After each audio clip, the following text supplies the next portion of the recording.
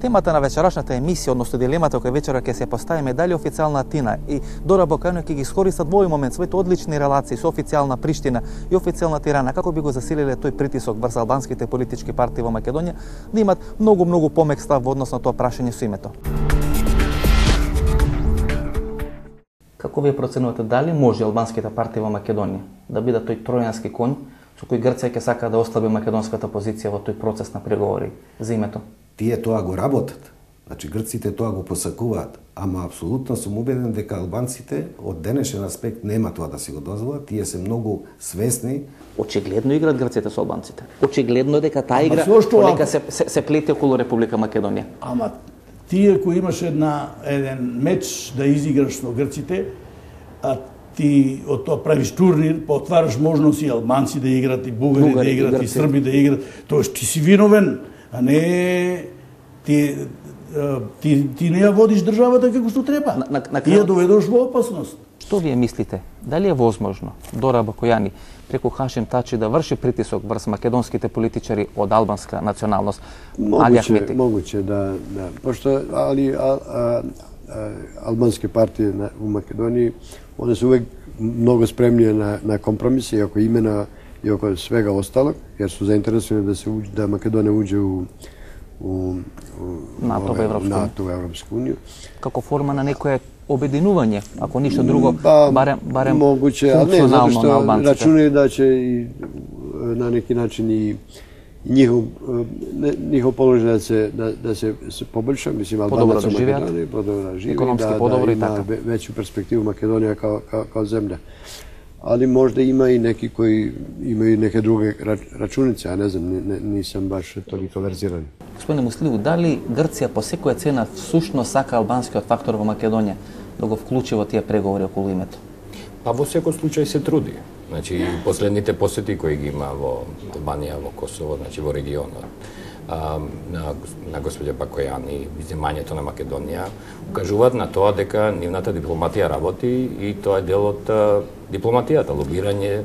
Али Ахмети пред една година, доека беше опозиција, велеше дека нема да дозволи за тоа клучно прашање да се разговара без албанците, односно албанците да се само некој декор или фолклор, денес никако да е припитомен.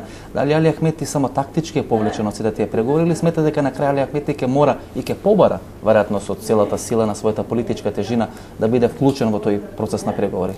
Ја верувам дека ќе побара. Значи, ако се бара поддршка од него и од албанците, значи не само од Али Ахмети, од другите албански политички фактори, ако се бара нивна поддршка, до сега би рекол и слепа поддршка во целиот процес, сигурно ќе треба се бара и нивно мислење. Значи, поддршката не е слепа, таа има и своји обврски. Има и своја цена. Да.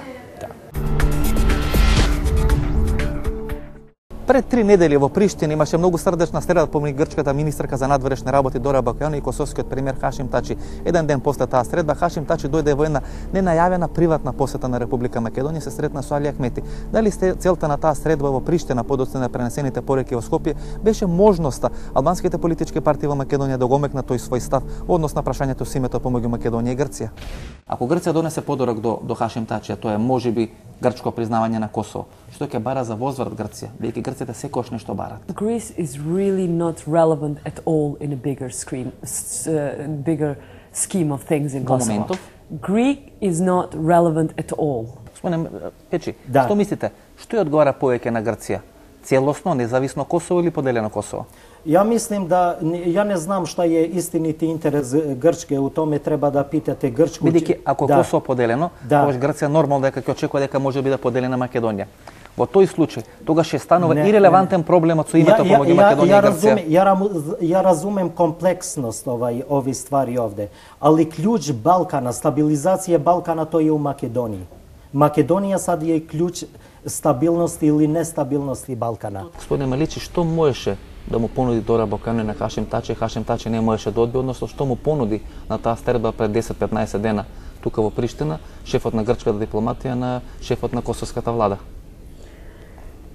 Па не верувам да су били у питању некакви тајни договори. Јас сум се распитao и нисам нашao нити еден, како би рекao, елемент за некакве, šta ja znam, velike договорен. Да, меѓутоа прв пат во последните 15 или 20 години една средба, официјална или неофицијална, помеѓу грчки и косовски политичари, имаше средба помеѓу Ибрахим Ругова и Мицотакис некаде 92-93 година во Атина, која беше неофицијална средба. Ова е прва официјална средба која може да се каже дека поминала во пријателски тон.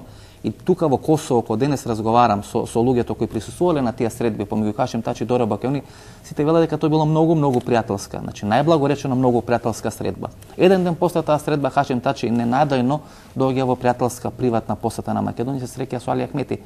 Зарем не ви мириса нешто тука, зарем не ви остава простор за сомнеш?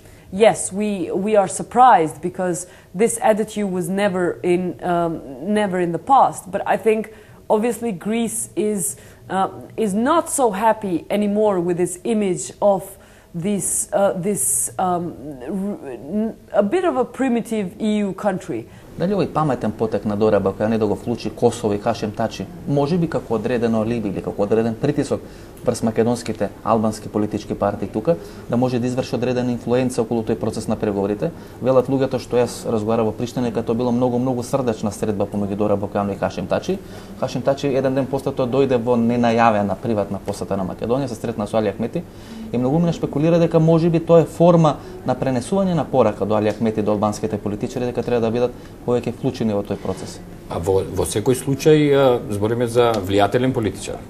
Во секој случај збориме за политичар на кој грчката поддршка му треба. Значи Грчка не е само влијателен член на Европска унија, Грчка е исто и претседавач на ОПСЕ.